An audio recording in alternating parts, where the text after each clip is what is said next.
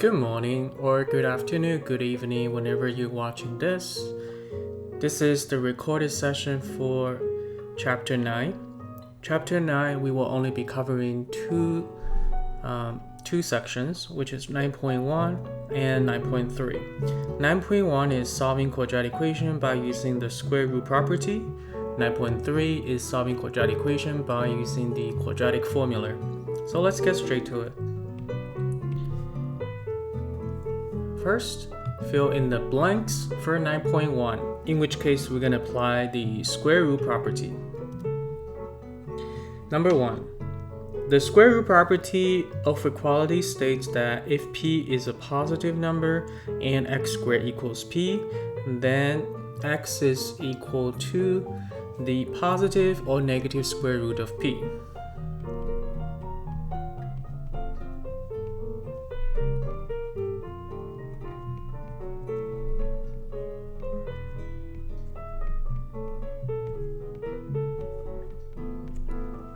So this is referring to the square root property. Let's look at an example. For example, if I have, let's say, x squared equals 9, then when I take an inverse operation on both sides, meaning square root, on the left-hand side, since we don't know whether or not x could be negative or positive, you need to put an absolute value around x. Because it's a square root cannot be negative. The only way to guarantee that the left-hand side is not going to be negative is by placing the absolute value sign. On the right-hand side, square root of 9 is 3. And then we're going to drop the absolute value sign. And once you drop the absolute value sign, you're going to place plus minus on either side of the equation. Since we're trying to solve for x, I'm going to place the plus minus sign on the right-hand side instead. Therefore, we got our solution. X is positive 3 or negative 3, which is referring to the positive or negative square root of 9. Number 2.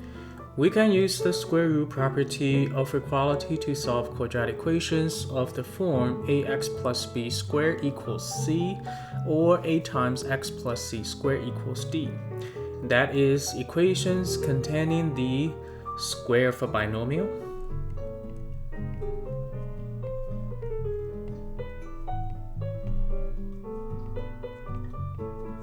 So as you can see, it's not just simply square binomial. Anything that's squared and all the variables, as long as they're all in that square part, then you could apply the square root property. All you need to do is simply isolating that square part and then take a square root on both sides. And that's going to get rid of that square part, and you will be able to isolate all the variables, put it on one side of the equation. So that's what the number 2 is talking about. Number 3, a blank is an equation that can be written in the standard form ax squared plus bx plus c equals 0, where a, b, c are real numbers and a is not equal to 0. This is the definition of a quadratic equation, which we have seen so many times in this class. And the standard form, as you probably remember, ax squared plus bx plus c equals 0. So you have everything on one side of the equation, 0 on the other side. The a cannot be 0. If a is 0, we have a linear equation instead of a quadratic one. Number 4. Before using the square root property of equality to solve quadratic equations of the form ax squared equals p, we must isolate the x squared term. Oops.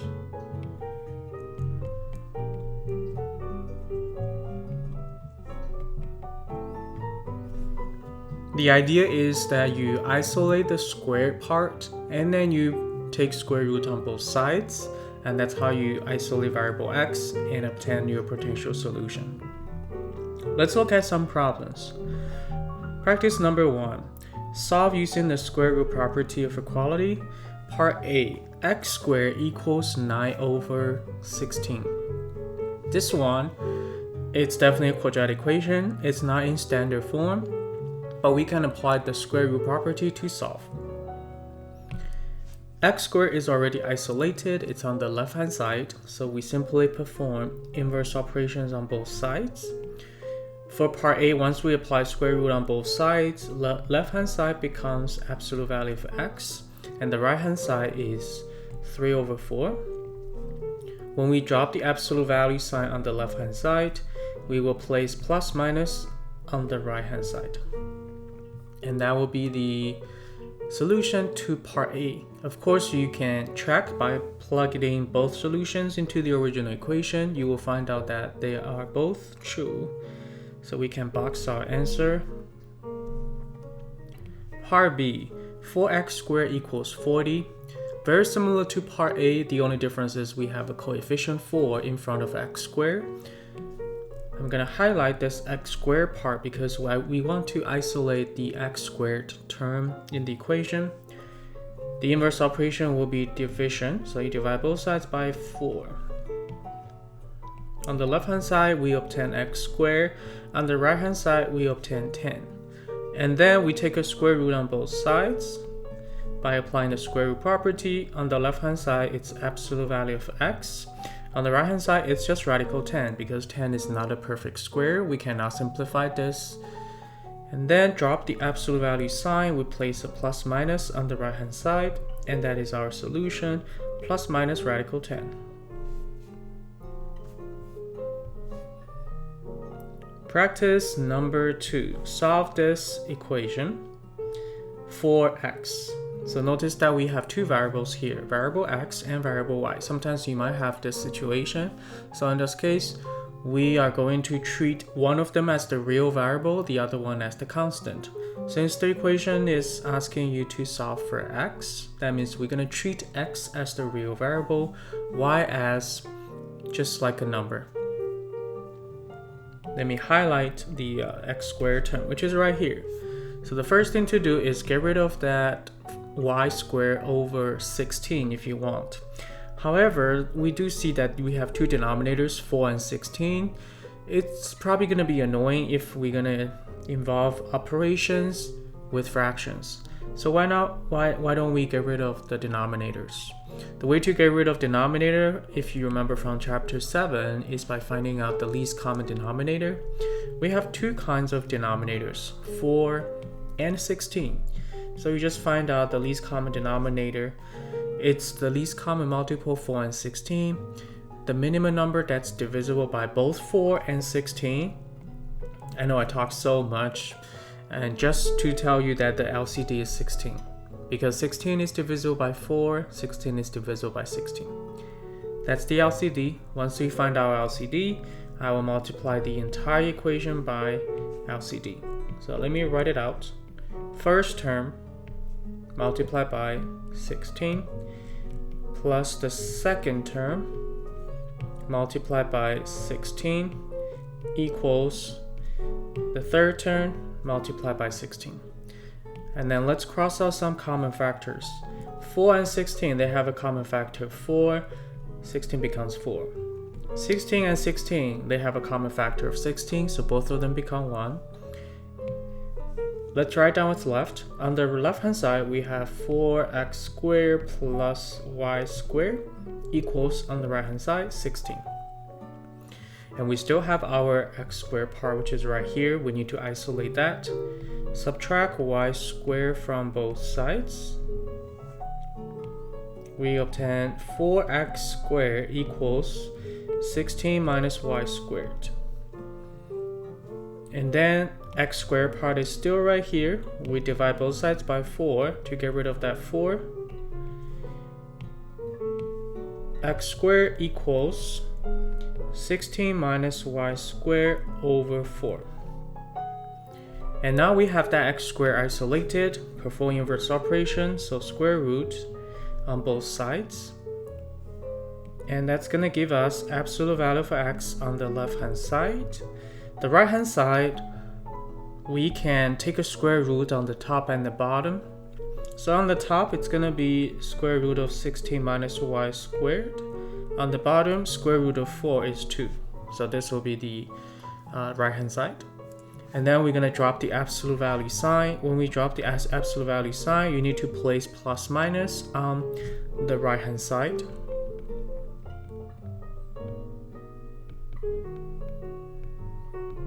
And that completes our solution to number 2. You isolated x, solved for x in terms of y. Number 3, the graph of the equation this, where r is greater than 0, is a circle.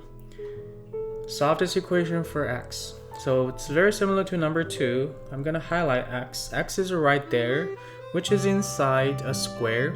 So our plan will be first isolating that squaring part. Let me highlight that. So we're going to first isolate this part.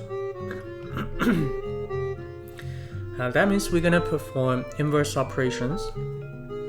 So we need to get rid of that y minus 2 squared. I'm going to subtract that from both sides of the equation. On the left hand side, we have x plus 3 squared. On the right hand side, we have r squared minus y minus 2 squared.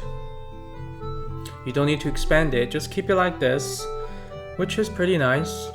And then we're going to perform square root on both sides.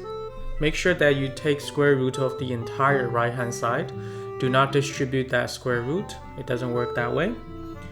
On the left hand side, we will have absolute value of x plus 3. On the right hand side, you just copy it. Radical r squared minus y minus 2 squared. When we drop the absolute value, we have x plus 3, but on the right hand side, make sure you put plus minus.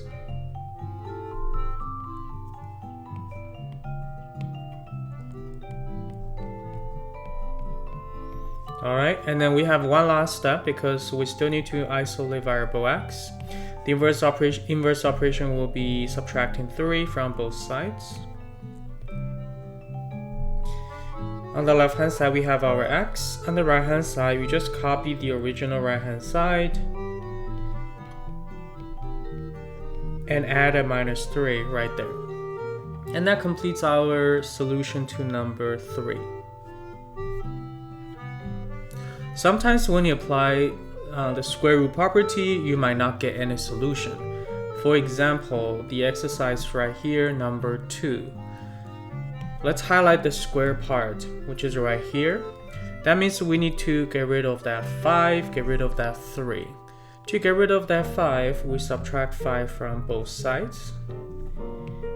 That gives us 3x squared equals negative 3. And then we divide both sides by 3, which means x squared is negative 1. And then you notice that when you square a real number, it's never going to be negative. Or you could look at the square root. When I take square root, on the right hand side, square root of negative 1 is not real. This one is not real. So you could conclude that no solution for this one. And this could happen sometimes when you perform the square root property to both sides of the equation. If that happens, make sure you just write no solution in that case. And that concludes 9.1. Let's move on to 9.3.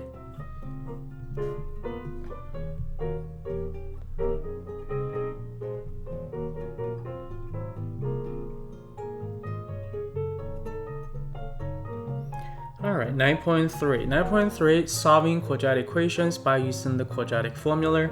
Some of you might already remember or already know the quadratic formula. The quadratic formula, if you want to highlight, it's on the left hand side, which is right here. This formula gives a universal solution to any quadratic equation. And remember, quadratic equation, the standard form, ax squared plus bx plus c equals 0. And the universal solution is given by the highlighted part. As you can see, you need to know ABC. So that will be the first step that you do if you want to use quadratic formula to solve a quadratic equation. I highly recommend that you write down ABC separately and then plug it in. When you plug it in, there's also a little trick that you can use. If you look at the formula, the most complicated part of this formula is the radical part. So why don't you solve the radical part first and then plug it in, which will make your life a little bit easier, especially if ABC, one or more of them, is negative. In that case, sometimes careless mistakes can happen, and you want to avoid that. Let's look at one example. Solve by the quadratic formula. The equation is x squared minus x minus 4 equals 0. First thing to do is write down ABC. A is the coefficient of x squared. In this case, it's just 1, so you have a 1. B is the coefficient of x. In this case, it's -1. Do not forget the negative sign. And then C is the constant term in the original equation, which is -4. Make sure all the terms are on one side of the equation. We usually want to make sure that the coefficient of x squared is positive. In that case, your calculation will be a little bit easier. So that's why we want to make sure that the coefficient of x squared is positive. You're going to move to the side, which will make coefficient of x squared positive. Once we have ABC written down, we're going to plug in into the equation for the universal solution using the quadratic formula. Before you do that, I highly recommend that you calculate the most complicated part of the formula, which is radical b squared minus 4ac. So let's actually calculate this. Let's do a skeleton form. And do not forget the radical. And let's plug it in. B is -1, A is 1, C is -4. Once we have the skeleton form, let's compute. -1 squared, that is 1. -4 times 1 is -4. -4 times -4 is +16. Therefore, the radical part evaluates to radical 17. And now we are ready to plug it in. So x equals -b plus minus radical b squared minus 4ac over 2a. And of course, when you solve, you don't need to actually write down the formula. I'm just showing you how I got my answers. On the top, it's -b, so that would be -1. And then plus minus, remember we calculated this already, which is radical 17 over 2 times a. And our a is 1. And then we simply simplify this. I could do the denominator first because just 2 times 1, which is 2. On the top, negative times -1 is +1, followed by plus minus radical 17. And this is already good enough. You don't have to break them into 2 separate fractions. This is perfectly fine. And that's your solution to this quadratic equation using quadratic formula.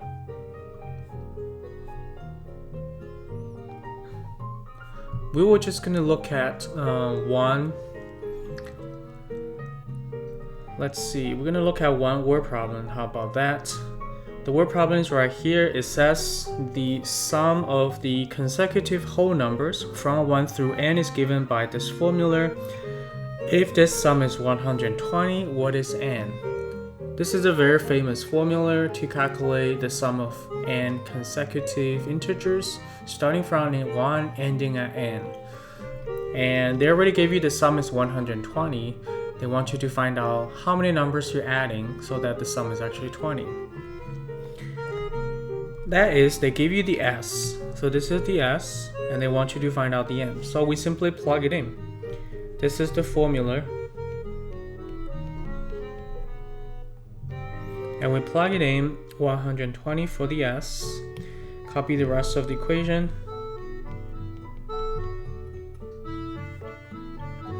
And then we solve for n.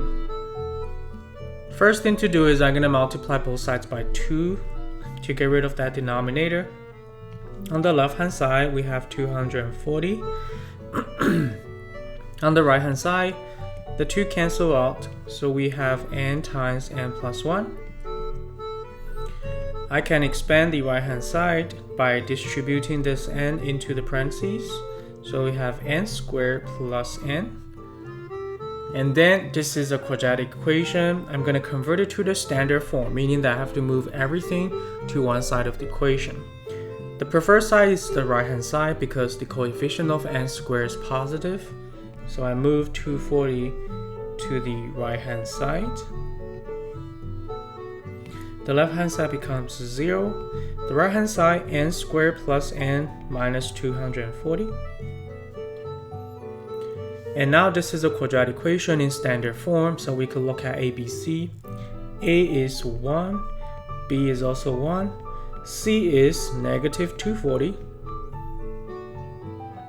So we simply plug into the formula to calculate. I'm going to calculate the most complicated part first, as usual, before I plug it in. Radical skeleton form. And we plug it in. B is 1, A is 1, C is negative 240. If you calculate this, it's going to give you radical 961. And that happens to be a perfect square, which is 31. Now we are ready to plug it in. Remember, our variable is n now, it's not x, so use n. The formula is still the same. 2b plus minus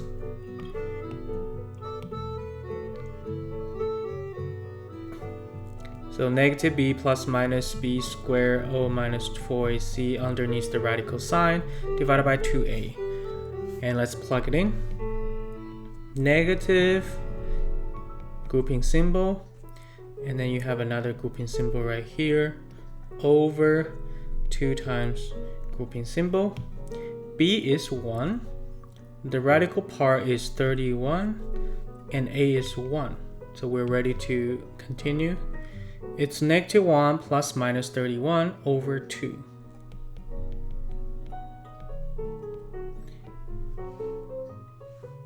And of course, you have to calculate both of them. So the first one is negative 1 plus 31, that's 30 minus 2, that will give you 15. The other one is negative 1 minus 31, that's negative 32, divided by 2, that's negative 16. It is very common that when you solve a quadratic equation, you will get 2 solutions. In this case, we do have 2 solutions, 15 and negative 16. But since we're solving a word problem, you need to look at the context. What does n represent? N represents the number of terms, right? You're adding consecutive whole numbers. Whole number means positive integers. N cannot be negative, therefore we're going to drop the negative 16. Our final solution is actually 15 only. And of course you could check by plug 15 back into the original equation, and then you will get the same answer as well. Sometimes when you use quadratic formula to solve equations, you might not get any real solutions. For example, number 6 right here. So let's quickly go through number 6. First, write down A and B and C. Our A is 4, B is 2, and C is 5. And then I'm going to calculate the complicated part in the formula, which is radical b squared minus 4ac. Let's do a skeleton form. Plug it in.